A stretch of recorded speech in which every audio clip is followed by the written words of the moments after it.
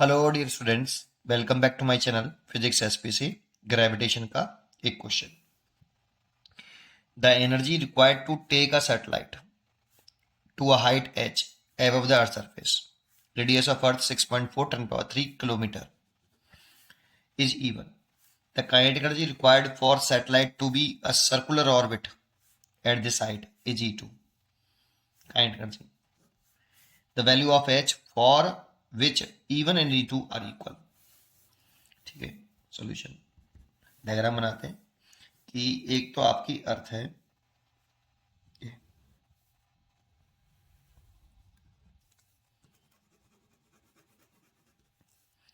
इस अर्थ का मास मैं लेट कर लेता हूँ कैपिटल एम है, और अर्थ की जो रेडियस है वो कैपिटल आर है।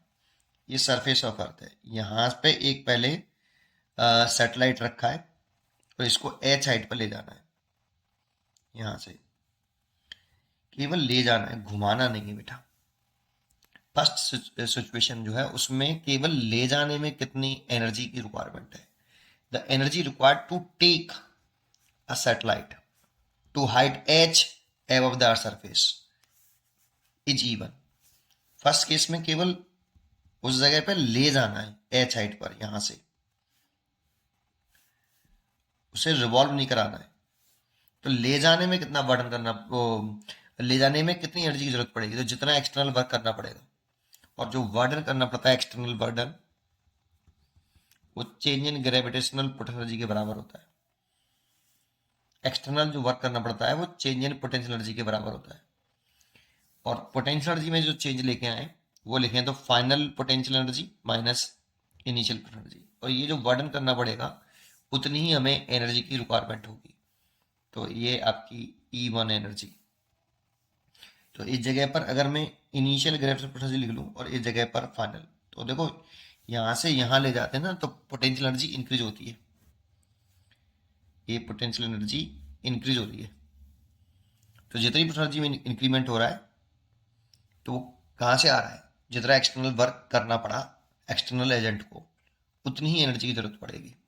ठीक है, तो यू इनिशियल लिखें तो माइनस का जी कैपिटल एम स्मॉल एम, और इन दोनों के बीच की शॉर्टेस्ट सेपरेशन ये वाली जो कि आर है। और फाइनल पोटेंशियल लिखें तो माइनस का जी कैपिटल एम स्मॉल एम। अब इन दोनों के बीच की शॉर्टेस्ट सेपरेशन कैपिटल एम और स्मॉल एम, अब यहाँ पे है ना स्मॉल एम, ये सेपरेशन चाहिए जो कि आर प्लस एच है।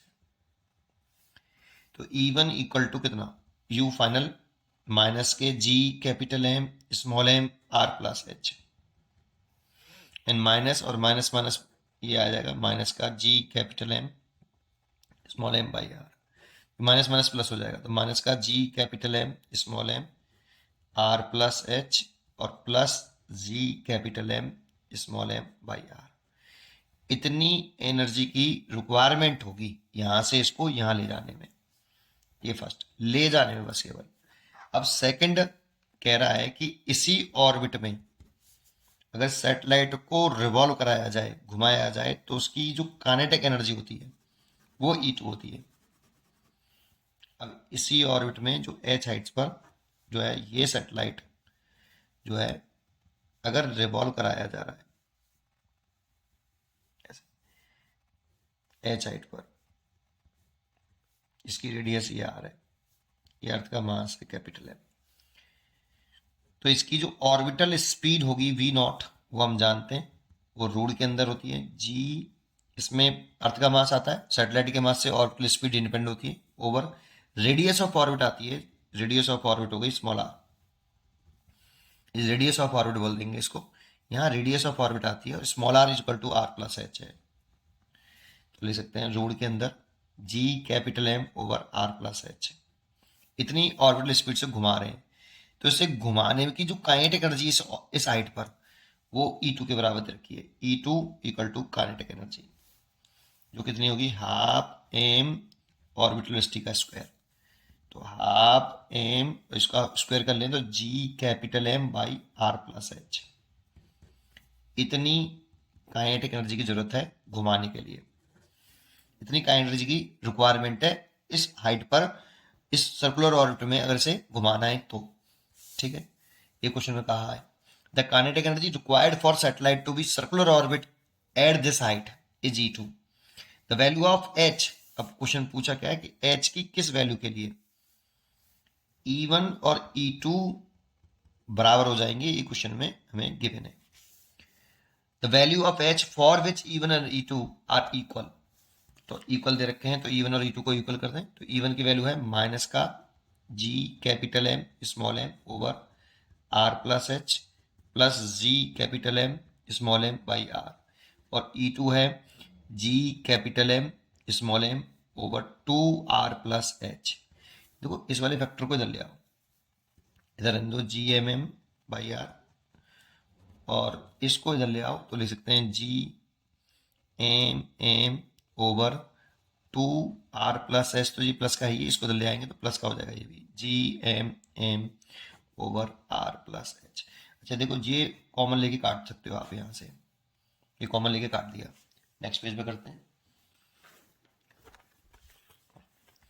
तो इधर है आपका ये 1/r, और इधर से अगर मैं R प्लस एच एलसीएम ले लूँ, 2R प्लस एच एलसीएम आएगा, तो यहाँ तो आ जाएगा 1 और यहाँ आ जाएगा 2, तो ये हो जाएगा 1/r इजुकल टू ये 2R प्लस एच। इसका क्रॉस मल्टीप्लाई कर लूँ, 3R equal to 2R plus 2H, इसको इधर ले आए तो R इजुकल टू 2H, तो H इजुकल टू R/2, और R हमें रखे यहाँ पर H ही पूछ रहा है हमसे, R रखा है 6.4 10⁻³ किलोमीटर में है बेटा, डिवाइड बाई 2, तो 3.2 10⁻³ किलोमीटर।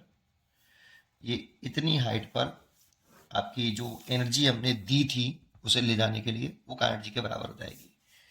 ठीक है, तो ये आपकी चॉइस हो गई, बी चॉइस इज करेक्ट। पढ़ते रहिए और खुश रहिए। Thank you.